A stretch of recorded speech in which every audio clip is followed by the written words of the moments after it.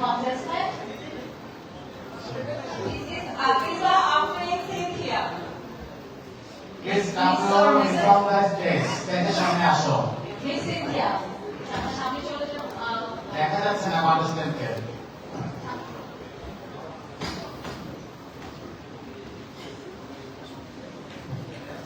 তোমার নামটা আরেকবার পরে বলবে? This is Afiza Afrin Cynthia.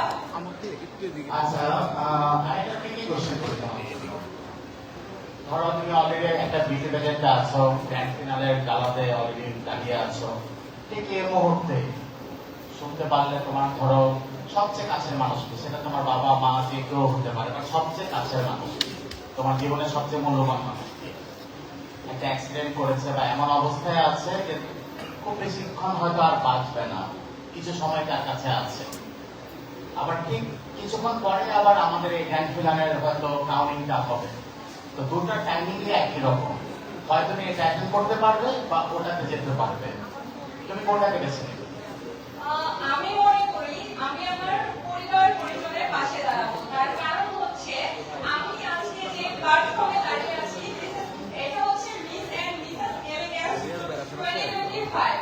So আমি মনে করি আমার ইনার বিউটি, আমি আমার মধ্যে সেলফ কনফিডেন্স রয়েছে, আমি সবার সাথে অনেক ইজিলি মিশতে পারি এন্ড সবাইকে আমি খুব আপন করে নিতে পারি।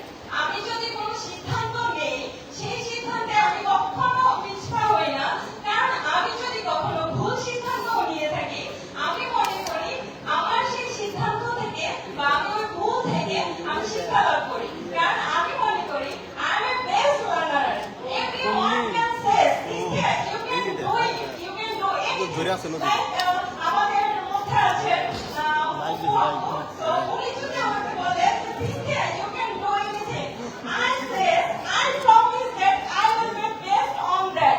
And আমি মনে করি যে আমার লাইফে এরকম platform like Miss and Mrs Elegance 2026 next year আমি পাবো, অথবা আমি লাস্টে জয়েন করতে পারবো, অথবা আমি মিস ওয়ার্ল্ড কম্পিটিশনে যেতে পারবো। এন্ড আমি মনে করি যে আমি এত পরিমাণ আত্মবিশ্বাসী, আমার মা হচ্ছে আমার রোল মডেল। আমার মা আমাকে শিখিয়েছে সিনথিয়া তুমি যদি কোথাও যাও তুমি সেখান থেকে উইনার হয়েই ফিরবে। তো আমি মনে করি আমি সেখান থেকে আমি মিস ওয়ার্ল্ড হয়ে লাস্ট সুপারস্টার হয়ে মিস এন্ড মিসেস এলিগেন্ট হয়ে আমি ফিরে আসবো।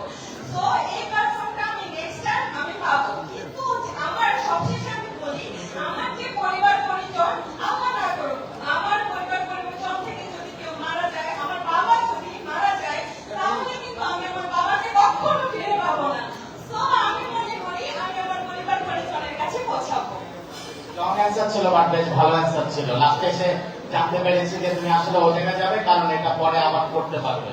Very good answer, thank you. Thank you so much. Thank you so much. The next contestant, আমি তাকে চিনি, বাট তাও আমি চাই আপনি বলেন সবার সাথে আপনার নাম। তোমার Rashid. Stage is yours. And thank you.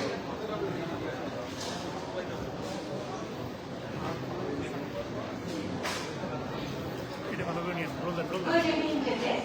Assalamu alaikum.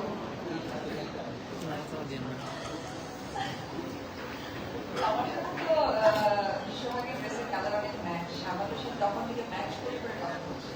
তো তুমি স্টার্টিং করো, আমি মাঝখানে করবো। তোমাকে এই মুহূর্তে আমরা 1 কোটি টাকা দেব, তুমি এই মুহূর্তে সিদ্ধান্ত নেবে কি করবে? ধন্যবাদ। আসলে 1 কোটি টাকা এটা শুনতে হয়তো অনেক সহজ মনে হয়, কিন্তু এটা আমার করা খুব কঠিন।